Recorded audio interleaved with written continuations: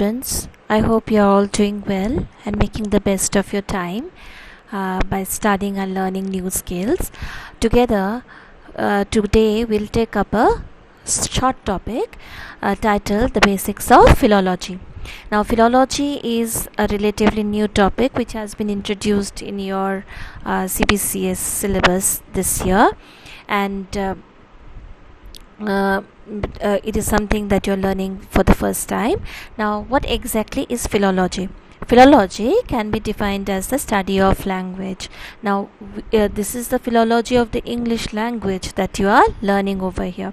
So, if you are referring to philology of the German language, then that would imply that we are trying to learn something about the study of language of Germany. Now, any study of language is called philology. It is a study of language which is called philology.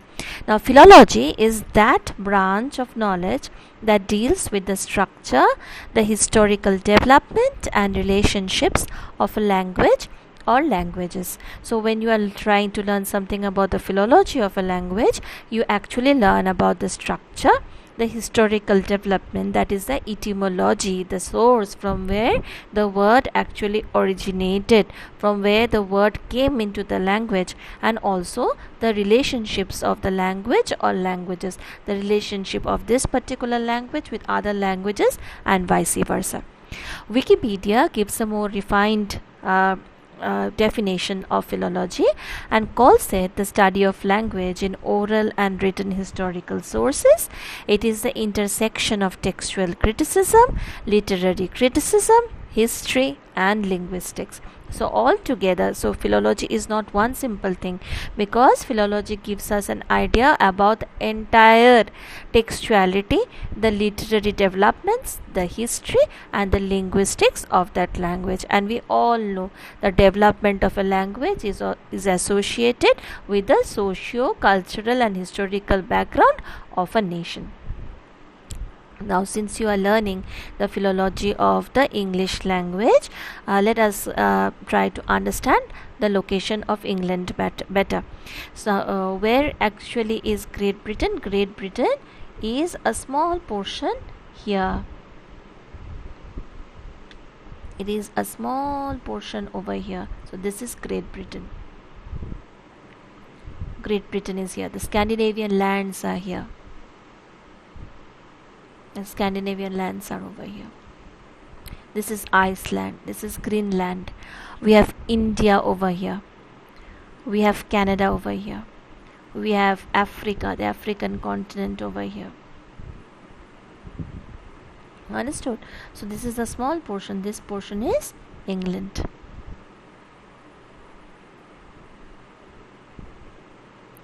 See, here is the political map of Europe and England is over here.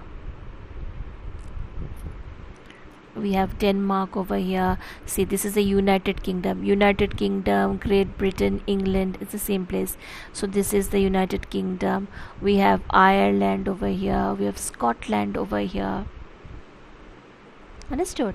So this is the Scandinavian lands, Norway, we have Sweden over here, we have Denmark over here, Finland is over here. These are the far-flung areas. And from these portions, from the Danes, the Angles and the Jutes, they were the Scandinavian invaders who came from these portions. See the location? These are the Scandinavian lands. Norway, Sweden, Finland, Denmark. This is United Kingdom. This is England. Okay, we have Greece over here. Greece. So we have the Roman influence on the English tongue as well. France, which was previously called Normandy. So here we have when there was a Norman conquest, the French, we have the French influence from here. So this is the Calais. The English Channel flows within this area. And remembered over which Matthew Arnold's poem. So we had Matthew Arnold and his beautiful young wife standing in a port harbor over here, and he was seeing overlooking the Calais in France. So here is the English Channel, which becomes narrow at this point. Ireland, Scotland. Okay, so this is the United Kingdom, which was previously called the Great Britain, and these are the lands which have, which they who influenced, who were the first initial invaders of this land. They came from the Vikings. They were the Vikings. Iceland is over here, Greenland is over here. So this map should be clear in your mind. So when you are trying to learn the philology of a language, you should understand very clearly the location of the land, because see, the Germans, the Romans, they had to come through the sea route. They could not come directly over here. Even the Scandinavian invaders, they also had to come through the sea route. Okay, it was much easier for the French to go over there. The French conquest was much more easier because it's a small land, small area of land that they had to, water area that they had to cover. Now the Germany is over here. So the entire these areas, these are the Scandinavian lands, and they have been they were initially called the Old Norse. They were called the Old Norse. They followed the Old Norse. They came through the sea route, and they were called Vikings. Initially, these people, see, here it is. In the Denmark, we have the Jutes, the Angles, and the Saxons, were the people residing in the mainland of the Scandinavian area.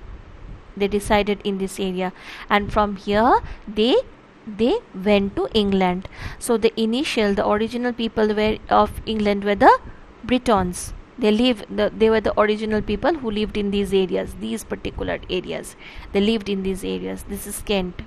So they lived in these areas, and the people from Scandinavian lands, from the tribes from these areas, the Jutes, the Angles, and the Saxons, they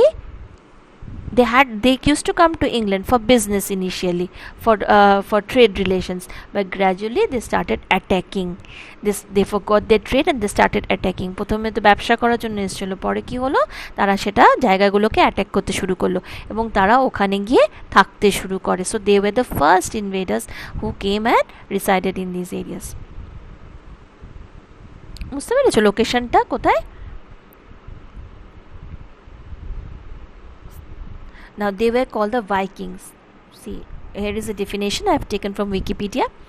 Viking is a term used by modern scholars to refer to the Nordic speaking people from southern Scandinavia who raided, traded, and settled in Europe and the British Isles roughly between AD 793 and 1066. Southern Scandinavia. See, let's go back to our political map. Why? Because Norway, Sweden, Finland, they are also Scandinavian lands. Okay, this is the southern Scandinavia. This is Denmark. Denmark falls within southern Scandinavia. The Angles, Saxons, and the Jutes, they are all from this area. Here we have the Frisians.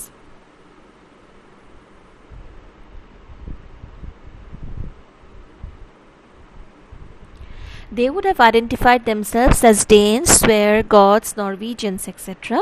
There never really was a single Viking culture, only a loose assortment of people with shared ideas, economies, religious beliefs, and a common Germanic language known today as Old Norse. So they all were people who had German. They all spoke German, and they lived in these areas, in the southern Scandinavian areas. So here we have the dialects that resulted that resulted from the conquest of these invaders.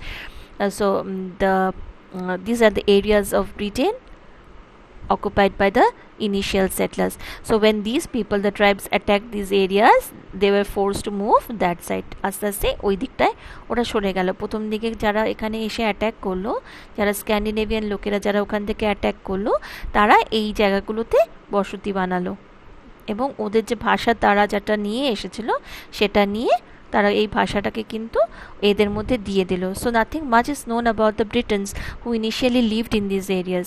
Okay, and about the nothing about the life and culture, not and much is known. It is only known in Bede's Ecclesiastical Historia that in 449 AD the first invasions started and it continued through the 9th and the 10th century. And even not much is known about the invaders. Nothing much is known about the Scandinavian invaders who came from these areas and settled down in England. But the language that they brought along with them, that got mixed, and that resulted in a mixture of different kinds of languages. See, the Angles who lived in these areas, they came and settled down in Northumbria and Mercia, and they brought and the language that they spoke, it came to be known as the Anglican dialect. The uh, the Jutes who lived in these areas, the Jutes who lived from who settled, who had earlier initially lived in these areas, they came and settled down in the Kent land, and they started what was the Kentish dialogue. We have the Saxons who came from these areas and who mainly and widely resided in Wessex land, and their language was called the Saxon dialect and the East Anglican dialect. So the language developed as a result of their influence. So we have the Anglican dialect, we have the Saxon dialect, we have the Kentish dialect, and these three dialects got mixed with the initial language that was spoken by the Britons.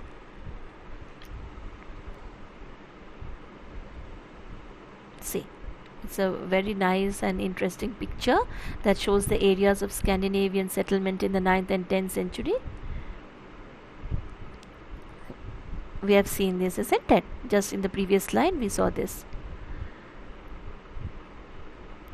The Norwegians who came down and settled over these lands and these lands and these lands.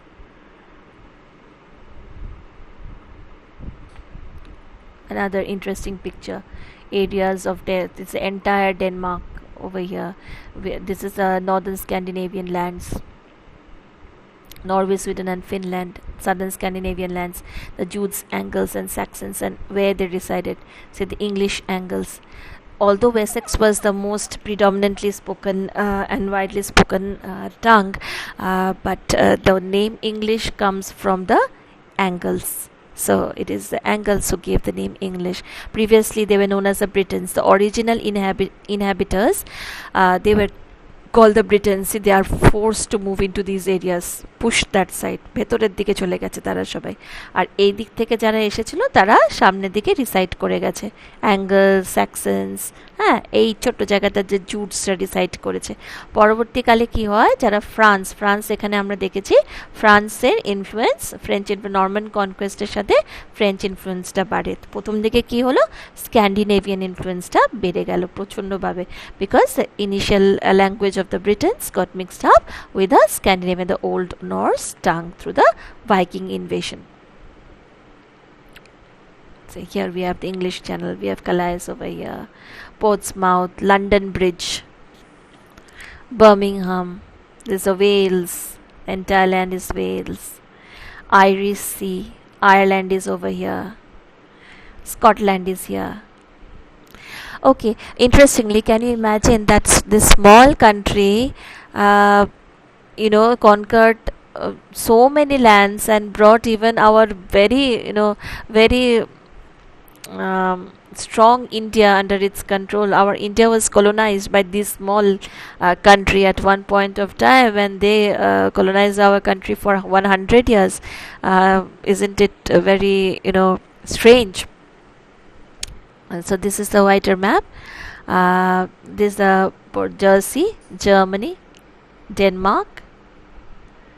Denmark is over here. From these areas, the Anglo-Saxons and the Jutes came to these places and settled down in these areas. Here we have Kent. France is here. So later on the Norman conquest is going to happen. France was called the Normandy. That place was called Normandy, and from where the Normans came. This is northern Scandinavia, southern Scandinavia. Again we have England here. Normandy is here. There's France, called the Normandy, and therefore the name the Norman conquest. We have river Danube over here. This is Germany. Dublin, the capital of Ireland. Iceland is here. These people also moved to Iceland, Greenland. See, territories and voyages of the Vikings, they moved everywhere. The Vikings moved everywhere. They went to all the places, all these places. They moved to all these places. Okay, so now that you have seen the map and you have some idea, the English language has several main influences. Primary of these was the Scandinavian influence.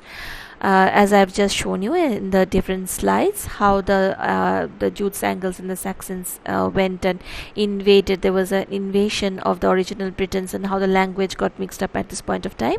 We have the French influence, and then we will have the Latin and the Greek influence. The Latin influence had already started with the advent of Christianity, which is a very, very important influence on the English language, which is the influence of Christianity. As a result of Christianity, then we have the developments in the tongue of the English language as a result of Shakespeare's vocabulary, the introduction of Shakespeare's vocabulary, and how Shakespeare used the English language in a very, very different manner, and how that methodology was introduced and inculcated in the language itself. Then we have the influence of Milton. These influences are very important, not only from the point of view of philology and the English tongue, but also from the point of your examination. So you have to be you have to prepare answers to all these questions. Later again, there is another influence. That influence is the American influence. Okay, in my next section, in my next video, we'll know more about the Indo-European group of languages. Thank you.